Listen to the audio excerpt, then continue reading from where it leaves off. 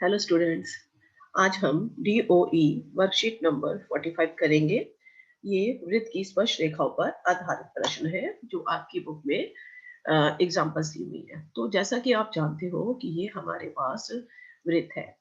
ठीक है, ये यहाँ पर जो है नजर आ रहा है बच्चों वृत्त। अब यहाँ पर वृत्त की जो है हमें ये जो है वृत्त का केंद्र है। केंद्र से वृत्त को वृत्त के ऊपर जो बिंदु होता है उधर से उसको हम त्रिज्या कहते हैं। एक रेखा जो वृत्त को छूती हुई जाती है उसको हम स्पर्श रेखा कहते हैं, और वृत्त को जिस बिंदु पर स्पर्श कहती है उसको हम स्पर्श बिंदु कहते हैं। एक रेखा जो वृत्त को काटती हुई जाती है उसको हम छेदक रेखा कहते हैं, और वृत्त के बाहर कोई अगर बिंदु हो तो हम यहाँ से इस बिंदु से दो स्पर्श रेखाएं खींचते हैं और इन दोनों स्पर्श रेखाओं की लंबाई बराबर होती है। तो ये हम पहले आपको बता चुके हैं। आज हम इसकी वर्कशीट सॉल्व कर रहे हैं। तो हमें यहाँ पे दिया हुआ है केंद्र O वाले वृत्त की स्पर्श रेखा AB दर्शाए तथा उसका स्पर्श बिंदु P है। तो ये हमारे पास एक हमने वृत्त ले लिया, इसका केंद्र O है और यहाँ पर AB स्पर्श रेखा है और B जो है स्पर्श बिंदु है। प्रश्न नंबर 2। प्रश्न नंबर 2 में है किसी वृत्त की स्पर्श रेखा उसकी छेदक रेखा के समानांतर है, सत्य है कि असत्य है। ये देखो, ये हमारे पास स्पर्श रेखा है, ये हमारे पास छेदक रेखा है। ये देखो दोनों क्या है, समानांतर हो सकती है। तो ये क्या है, सत्य है। वृत्त के किसी बिंदु पर स्पर्श रेखा और स्पर्श बिंदु से गुजरती हुई डैश पर लंब होती है। तो ये क्या लंब है, हमारे पास त्रिज्या। तो ये क्या होती है, त्रिज्या पर लंब होती है। तो उत्तर क्या आ गया, त्रिज्या।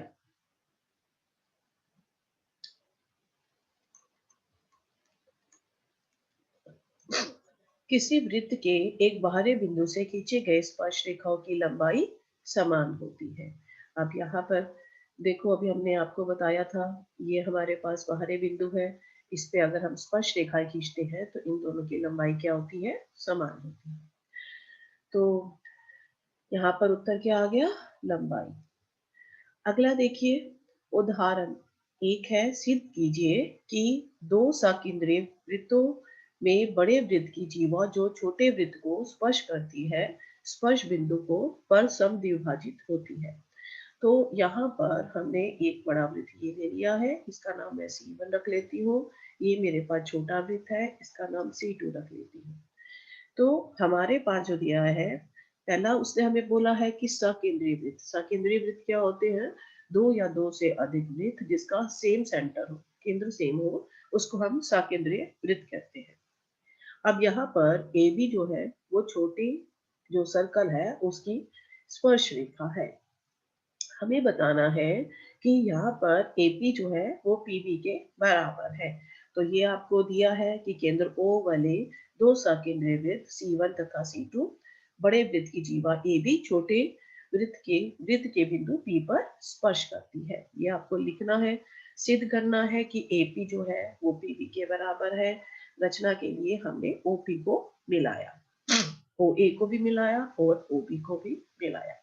अब देखो इस त्रिभुज में, इस त्रिभुज का नाम क्या है, हमारे पास OPA, ठीक है, और दूसरी त्रिभुज OPB में। तो यहाँ पर हमारे पास OA जो है वो OB के बराबर है। ये हमारे पास सेम त्रिज्या है, ठीक है, सेम रेडियस।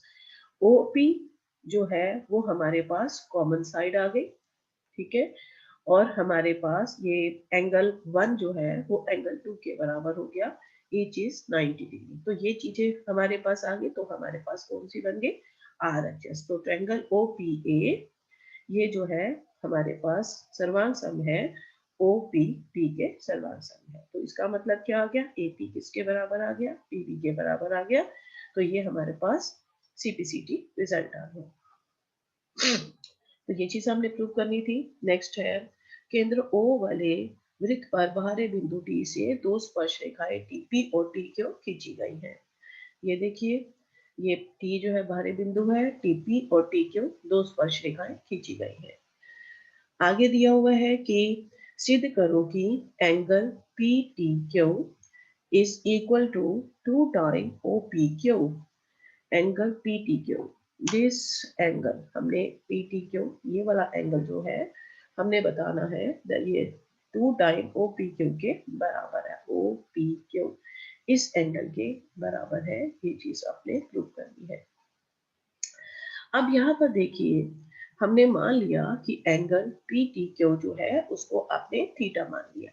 यहाँ पर हमारे पास टीपी जो है वो टी क्यू के बराबर हो गया, क्योंकि बाहरी बिंदु से खींची गई स्पर्श रेखाओं की लंबाई बराबर होती है। तो अगर ये लंबाई बराबर है तो ये त्रिभुज जो है वो समद्विबाहु त्रिभुज बन गई। अब समद्विबाहु त्रिभुज की सम्मुख भुजाएं जो है वो आपस में बराबर होती है। तो टीपी की सम्मुख भुजा सुमुख कोण जो है वो हमारे पास 1 है और टी क्यू का सुमुख कोण जो है वो 2 है। तो हमारे पास एंगल 2 जो है वो एंगल ए के बराबर हो गया। अब हमारे पास इस त्रिभुज टीपी क्यू में, ये हमारे पास त्रिभुज ले ली। अब हमें पता है कि त्रिभुज के तीनों कोणों का जोड़ 180 होता है। तो कोण 2 1 जमा 2 जमा theta is equal to 180 degree. 1 2 और थीटा, ये हमारे पास 180 के बराबर है। अब देखो एक किसके बराबर है, 2 के बराबर, ये भी हमने बताया था। तो हमारे पास तो एंगल एक की जगह हमने 2 भर दिया, तो 2 जमा 2 2 2 गुना एंगल एक के बराबर हो गया। एक की जगह 2, सॉरी 2 की जगह 1 भर दिया, तो 1 जमा 1 2 time angle 1 is equal to 180। Theta को हम दूसरी तरफ ले गए, 180 माइनस थीटा।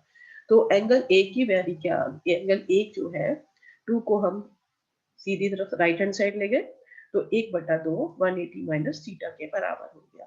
180 को हमने 2 से भाग किया तो 90 हो गया, माइनस थीटा बटा 2 के बराबर आ गया। अब देखिए हमारे पास जो दिया हुआ है कि ओपी जो है ये रेडियस है या त्रिज्या है जो टीपी स्पर्श रेखा पर लंब होती है। तो यानी कि हमारे पास एंगल ओ पी टी, ये कोण जो है वो 90 डिग्री का आ गया। अब देखिए हमारे पास ओपीटी जो है वो दो कोणों से मिलकर बना है। तो देखो यहाँ से ओ पी टी जो है वो इसको O P Q plus angle Q P T से मिलकर बना है, इन दो कोणों से मिलकर बना है। तो मैंने यहाँ पर लिख दिया ये हमने बताया कि 90 डिग्री है, तो एंगल ओपीटी रेडियस जो है वो इस पर क्या है, लंब है। तो यानी कि 90 डिग्री जो है वो angle OPQ plus angle A की वैल्यू हमने पढ़ दी 90 डिग्री माइनस थीटा बाय 2। तो इस नंबर इसको ब्रैकेट को हम दूसरी तरफ ले गए, तो ये हमारे पास प्लस की जगह माइनस हो जाएगा।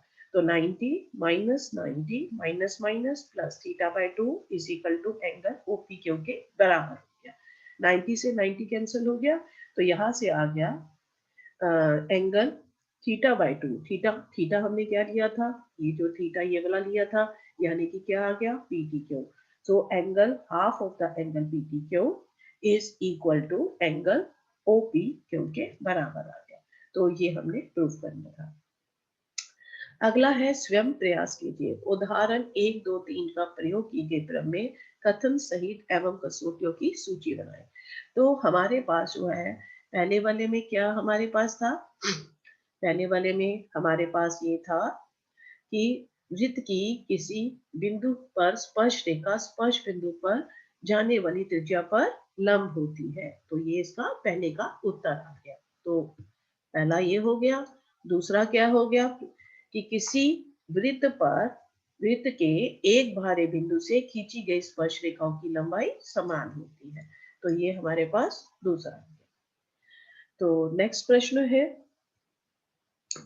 एक बिंदु Q से किसी वृत्त की स्पर्श रेखाओं की लंबाई 24 सेंटीमीटर है। Q की केंद्र से दूरी 25 सेंटीमीटर है। इस वृत्त की त्रिज्या डैश होगी। अब देखो हमें जो है Q जो है बाहरी बिंदु है और OQ को उन्होंने जोड़ दिया है, और हमारे पास PQ, ठीक है, इसका ये स्पर्श बिंदु से इस P की Q की दूरी जो है जो 24 सेंटीमीटर है। तो आपने ये पता करना है। अब आप पाइथागोरस तो जानते ही हैं, तो हमें पता है कि हमारे पास कर्ण का स्क्वायर, यानी कि ये कर्ण का स्क्वायर इज इक्वल टू आधार का स्क्वायर बेस प्लस परपेंडिकुलर के स्क्वायर के बराबर होता है। तो करण का स्क्वायर यानी कि h का square is equal to p का स्क्वायर प्लस p के स्क्वायर के बराबर होता है। तो ये हमने पाइथागोरस थ्योरम इसमें यूज करनी है। अब जैसे कि आप जानते ही हो कि OP जो है वो हमारे पास P के ऊपर लंब होगा। क्यों लंब होगा? क्योंकि त्रिज्या जो होती है उस स्पर्श रेखा पर लंब होती है। तो अब आपने पाइथागोरस थ्योरम यूज की, O Q square is equal to OP square plus P Q square. अब आपने इसकी वैल्यू भर देनी है। ओ क्यू हमारे पास 25 है, 25 का square is equal to OP square plus P Q की वैल्यू जो है वो 24 है। अब 25 को 25 से गुना करेंगे तो उत्तर क्या आ गया? 625 is equal to OP square is equal to 24 को 24 से गुना किया 576 के बराबर आ गया। 576 को आप दूसरी तरफ ले गए, 625 में से 576 माइनस कर दिया तो ओपी स्क्वायर आ गया। तो इन दोनों को घटा किया तो 49 आ गया। स्क्वायर इधर जाके स्क्वायर रूट बन गया इज इक्वल टू ओपी। तो 49 का स्क्वायर रूट 7 के बराबर होता है। तो यानी ओपी की वैल्यू कितनी आ गई? 7 के बराबर आ गई। तो उत्तर आपका क्या आ गया? 7। नेक्स्ट है, सिद्ध कीजिए किसी वृत्त के व्यास के अंत बिंदु से खींची गई स्पर्श रेखाएं परस्पर समानांतर होती है। तो ये हमें वृत्त दिया हुआ है। तो आपने ये वृत्त के व्यास है, तो इसके समान इसके जो स्पर्श बिंदु है ये और ये इसका स्पर्श बिंदु है। तो इससे जो हमारे पास स्पर्श रेखाएं खींची गई है आपने बताना है कि ये समानांतर है। अब देखो, ये हमारे पास O पॉइंट है, ये हमारे पास A है, इसको हमें B दिया हुआ है। अब देखो OA जो है इस AP पर लंब है। क्यों? क्योंकि त्रिज्या स्पर्श रेखा पर लंब होती है। तो ये हमारे पास कोण क्या बन गया? 90 डिग्री का बन गया। इसी तरह हमारे पास जो ये हमारे पास OB जो है वो हमारे पास B के ऊपर लंब है। तो इसका मतलब क्या हो गया? ये वाला कोण जो है वो इस कोण के ये एंगल 1 ले लेते हैं, ये एंगल 2 ले लेते हैं, तो ये दोनों क्या हो गए? आपस में बराबर हो गए। अब देखो, ये जो है इसकी शक्ल Z की तरह बन रही है। अगर Z की तरह बनती है तो ये कौन से होते हैं? तो इसको हम एकांतर कोण कहते हैं। अब एकांतर कोण क्या है? वो आपस में बराबर आ रहे हैं। तो इसका मतलब क्या हो गया? AP जो है वो BQ के पैरेलल है, यानी P जो है वो Q के पैरेलल है, समानांतर है। यानी कि वृत्त के व्यास के अंत बिंदु से खींची गई स्पर्शिकाओं की लंबाई समान होती है। तो ये चीज आपने करनी थी, तो आपको ये वर्कशीट समझ आ गई होगी। Thank you.